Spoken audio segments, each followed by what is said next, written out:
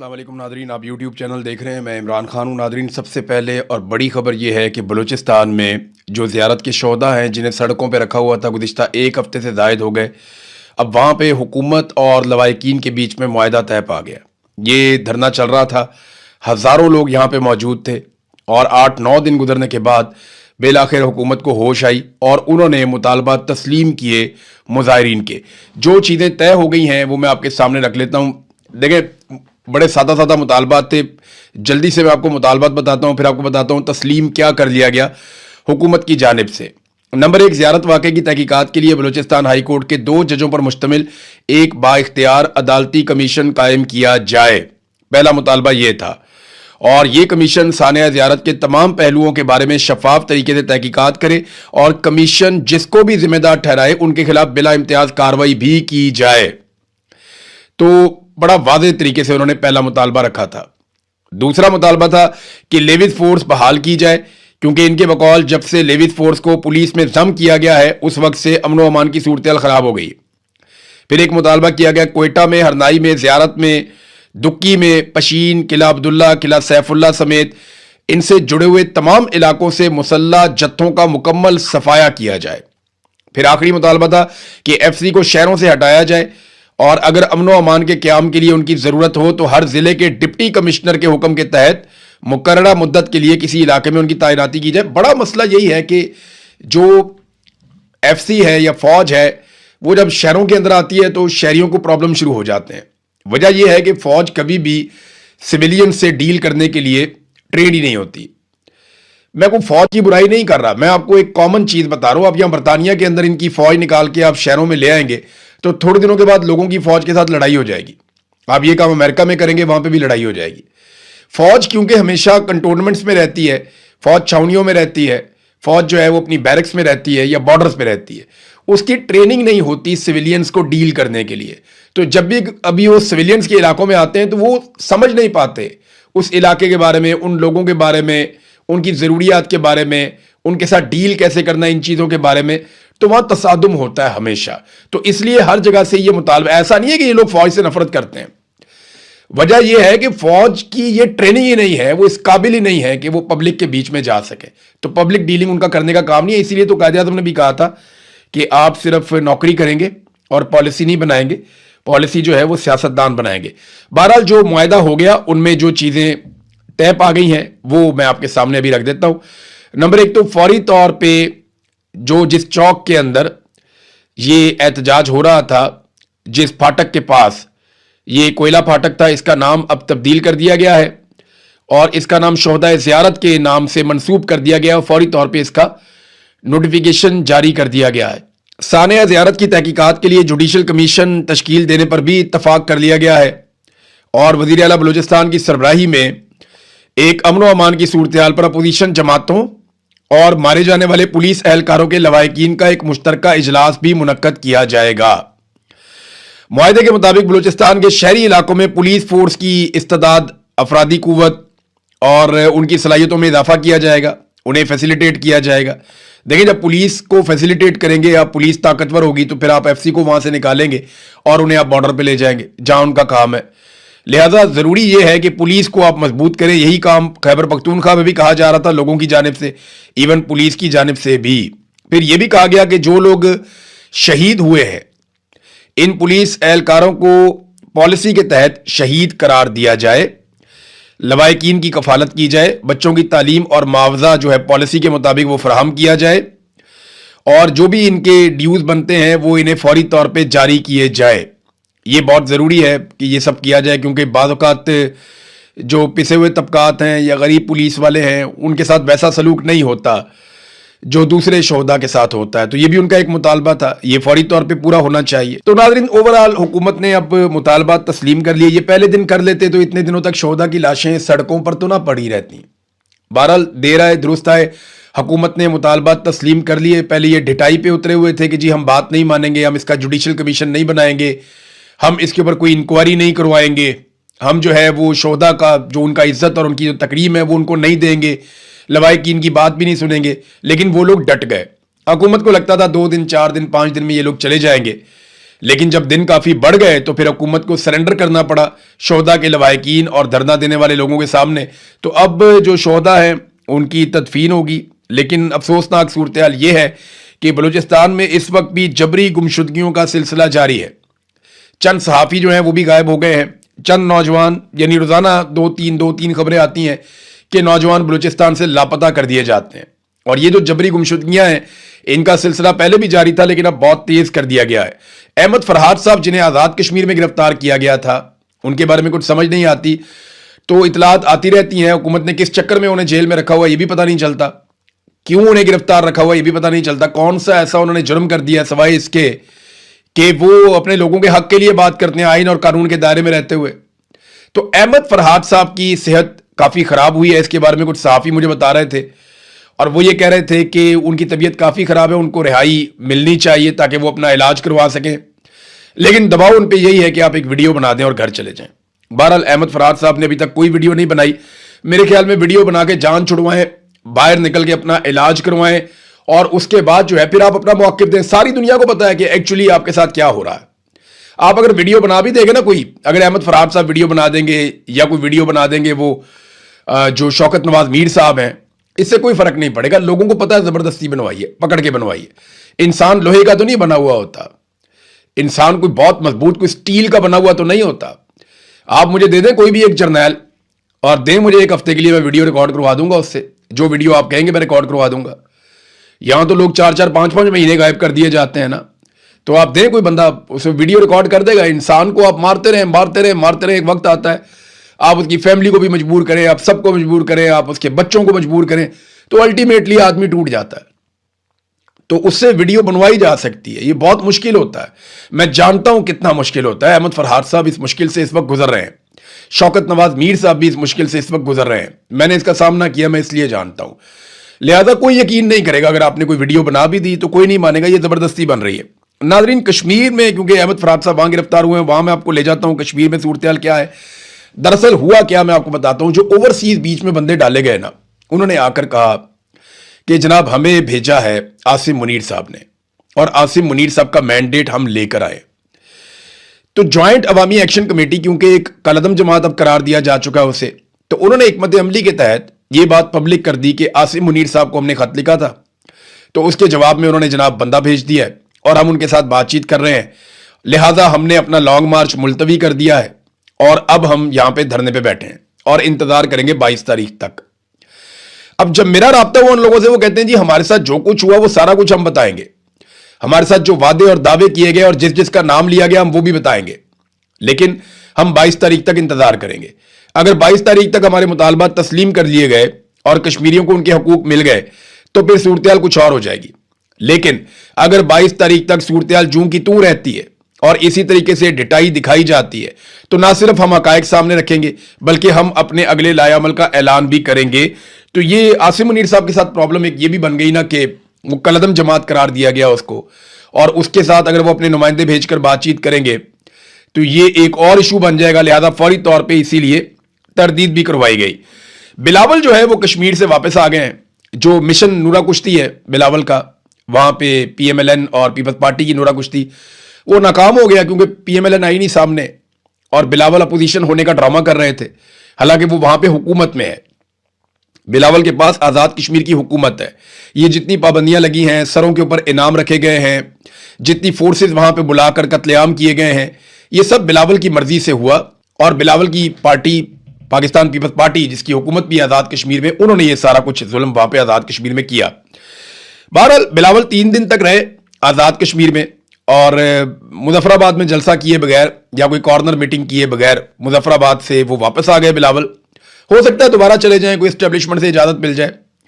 लेकिन जो इंफॉर्मेशन आ रही है वो ये आ रही है कि लोगों में गर्मजोशी कोई नहीं है और आज़ाद कश्मीर के लोग इन इंतखाबात में बिल्कुल दिलचस्पी नहीं ले रहे। और बिलावल को इस बात का भी आइडिया है कि लोगों की तरफ से रद्द-ए-अमल आ सकता था। बहुत मुमकिन है किसी जगह पे कोई बंदोबस्त किया जाए, कोई माहौल बनाया जाए और वहां पे बिलावल जरदारी को हेलीकॉप्टर के जरिए से उतार कर कोई एक इंडोर किस्म का या एक मखसूस बंद माहौल के अंदर सिक्योरिटी के हिसार में एक आधा जलसा और करवा दिया जाए बिलावल का, ताकि पीपल्स पार्टी को कश्मीर में हुकूमत बनाकर दी जा सके। लेकिन अभी ऐसा कुछ दिखाई नहीं दे रहा है। पीएमएलएन तो आई नहीं मैदान में। नवाज शरीफ, जिनके बारे में कहा जाता है पाकिस्तान का 3 दफा वजीर आजम भी हो रहे हैं, उनके बारे में कहा जाता है उससे बड़ा लीडर कोई नहीं है, तो नवाज शरीफ आजाद कश्मीर में आ भी नहीं सके। इससे पहले वो गिलगित बल्तिस्तान में आए नवाज शरीफ साहब, लोगों ने बिल्कुल रिस्पॉन्ड नहीं किया और मियां साहब को गिलगित बल्तिस्तान का दौरा अधूरा छोड़कर जाना पड़ा। अब मियां साहब जो है वो आजाद कश्मीर आ ही नहीं पा रहे। नवाज शरीफ को इस वक्त कंपेन के लिए आजाद कश्मीर जाना चाहिए था।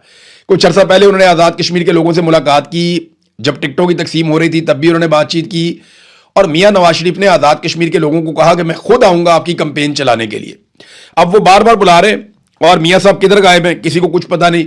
मियां साहब आजाद कश्मीर कंपेन के लिए जाने की बजाय इधर उधर की गेम कर चुके हैं और मियां साहब नहीं जा रहे आजाद कश्मीर, क्योंकि उन्हें आइडिया है कि वहां पे लोग टमाटर मारेंगे या वहां पे लोग ऐसी बेइज्जती करेंगे या पब्लिक रिस्पॉन्ड नहीं करेगी तो एक नई मुसीबत बन जाएगी। सिक्योरिटी इश्यूज हैं, बिलावल भी आगे, हो सकता है बिलावल को दोबारा मौका मिल जाए क्योंकि बिलावल को वहां पे हुकूमत भी बनाकर देनी है। फजलुर रहमान साहब के हवाले से जो एक उनकी और एस्टेब्लिशमेंट की नूरा कुश्ती चल रही है वो अभी जारी है। देखिए, मैं नूरा कुश्ती उसको क्यों कह रहा हूं, उसकी वजह यह है कि फजलुर रहमान साहब ने अभी तक फॉर्म 47 पर मिलने वाली जो जाली नशिस्तें हैं वो वापस नहीं की। ना उन्होंने एमएनए की सीटें छोड़ी हैं जो उनको जाली दी गई फॉर्म 47 पे, ना उन्होंने सेनेटर्स की वो सीटें छोड़ी हैं जो जाली सीटों के जरिए से उनको मिली, और ना उन्होंने सूबाई असम्बली की सीटें छोड़ी हैं, और ना ही फजलुर रहमान साहब ने वो मखसूस नशिस्तें वापस की हैं जो पाकिस्तान तहरीक इंसाफ से माले गनीमत के तौर पर छीन कर इस जाली सरकार ने और एस्टेब्लिशमेंट ने फजलुर रहमान साहब को तोहफे में दी थी। तो फजलुर रहमान साहब अगर तो वो चाहते हैं कि ये समझा जाए, ये मान लिया जाए कि फजलुर रहमान साहब एंटी एस्टेब्लिशमेंट हैं, तो फिर फजलुर रहमान साहब को फौरी तौर पे वो तमाम चीजें वापस करनी होंगी जो एस्टेब्लिशमेंट ने तोहफे के तौर पे फजलुर रहमान साहब को दी हुई हैं। चीजें वापस करें ताकि लोग ये समझें कि फजलुर रहमान साहब इनकलाबी हो चुके हैं। लेकिन अगर इमरान खान का मुकाबला करना है तो फजलुर रहमान को बहुत लंबा सफर तय करना पड़ेगा। हो सकता है आजकल में फजलुर रहमान पे कोई मुकदमा दर्ज कर दिया जाए, हो सकता है गिरफ्तार कर लिया जाए, हो सकता है थोड़ा प्रेशर डाला जाए और फजलुर रहमान को हीरो बनाने की कोशिश की जाए मजीद। लेकिन लोग पता कब मानेंगे? लोग तब मानेंगे जिस दिन फजलुर रहमान को और उनके सारे भाइयों को नाअहल कर दिया जाएगा, उनके बेटे को इलेक्शन के लिए नाअहल कर दिया जाएगा, जिस दिन फजलुर रहमान साहब की पार्टी में को 15-20 हज़ार लोगों को इकट्ठा गिरफ्तार कर लिया जाएगा, कोई 35-40 हज़ार अफराद के ऊपर FIRs हो जाएंगी, जिस दिन फजलुर रहमान पे 300 मुकदमा दर्ज हो जाएंगे, जिस दिन फजलुर रहमान साहब की फैमिली को गिरफ्तार कर लिया जाएगा, जिस दिन फजलुर रहमान साहब की पार्टी के कारकुनान 8-8, 10-10 हज़ार की तादाद में पकड़ के जेलों में भर दिए जाएंगे, जिस दिन फजलुर रहमान साहब की पार्टी के लोगों को जबरी तौर पर गुमशुदा किया जाएगा, उनकी पार्टी का इंतखाबी निशान छीन लिया जाएगा, उनकी पार्टी की रजिस्ट्रेशन खत्म कर दी जाएगी और उनकी पार्टी के लोगों को अगवा करवा के उनसे बयान दिलवाए जाएंगे कि मेरा फजलुर रहमान साहब की पार्टी से या फजलुर रहमान से कोई ताल्लुक नहीं है, पाक फौज जिंदाबाद। जब इस किस्म के बयानात आएंगे तो फिर हमें लगेगा कि शायद अब फजलुर रहमान साहब इमरान खान साहब वाले रास्ते पे चल रहे हैं या वो इनकलाबी बनने जा रहे हैं। जिस दिन फजलुर रहमान समेत उनकी सीनियर क़यादत सारी की सारी जेल में चली जाएगी ना, जब फजलुर रहमान साहब को जेल में बिल्कुल ऐसे रखा जाएगा जैसे एक कैद तन्हाई है, फजलुर रहमान साहब किसी को मुलाकात नहीं कर पाएंगे, ना उनकी आप तस्वीर देख पाएंगे, ना आप उनकी वीडियो देख पाएंगे, ना आप फजलुर रहमान साहब का कोई आवाज सुन पाएंगे, तो फिर ऐसा महसूस होगा कि जैसे फजलुर रहमान साहब अब इनकलाब के रास्ते पे चले। तो फजलुर रहमान साहब के लिए मशवरा यह है कि यह बहुत लंबा और कठिन सफर है, आपसे नहीं होगा। आपने बड़ी पुरसाइश जिंदगी गुजारी है, आप स्टेटस को का हिस्सा है, आपके बड़े अच्छे ताल्लुकात है सबसे, आप ताल्लुकात बनाकर रखें, लोग आपकी बातों में नहीं आएंगे। ये नूरा कुश्ती कुछ भी नहीं बेचती। अगर आपने इमरान खान बनना है तो इमरान खान वाली कुर्बानियां आपको देनी पड़ेंगी। नंबर 2, अगर आप ये कहते हैं कि आप इनकलाबी बन गए हैं तो मिलिट्री एस्टेब्लिशमेंट की तरफ से दिए गए तोहफे यानी फॉर्म 47 की सारी सीटें, चाहे वो सेनेट की हैं, कौमी असम्बली की हैं, सूबाई असम्बली की हैं या मखसूस नशिस्तें हैं, वो सारी नशिस्तें आप वापस करें और साथ ही साथ आप 26वीं और 27वीं आईनी तरमीम के लिए और पाकिस्तान में रजीम चेंज ऑपरेशन करने के लिए इमरान खान साहब से और पूरी कौम से माफी मांगें। तो फिर तो फजलुर रहमान साहब बात बन जाएगी। देखिए, फजलुर रहमान साहब की जगह जो असल में बंदा लड़ाई लड़ गया ना, वो जावेद हाशमी साहब है। जावेद हाशमी साहब को गिरफ्तार किया गया, 79 साल उनकी उम्र है, यानी 80 साल के होने वाले हैं। उनकी सालगिरह का दिन था और जिस दिन उनकी सालगिरह थी उस दिन जावेद हाशमी साहब को उनके घर से गिरफ्तार किया गया। ये आदमी वाकई अपने जमीर का कैदी है, ये वाकई एस्टेब्लिशमेंट का बागी है और मुजामत का एक मीनार है। जावेद हाशमी। आप देखें ना, नवाज शरीफ कितना बदकिस्मत है। इस आदमी ने, नवाज शरीफ जब मुल्क छोड़ के चला गया डील करके परवेज मुशर्रफ से, तो यह आदमी तब भी डटा रहा, ये खड़ा रहा नवाज शरीफ के साथ, इसने लंबी जेलें काटी। लेकिन आज उसी नवाज शरीफ की बेटी की हुकूमत है पंजाब में, और भाई की हुकूमत है वफाक में, और उसी जावेद हाशमी को उसके घर से गिरफ्तार किया जाता है। कमाल नहीं कर दिया नवाज शरीफ ने, नवाज शरीफ की बेटी ने और उसके भाई ने। ये बेफैज खानदान है।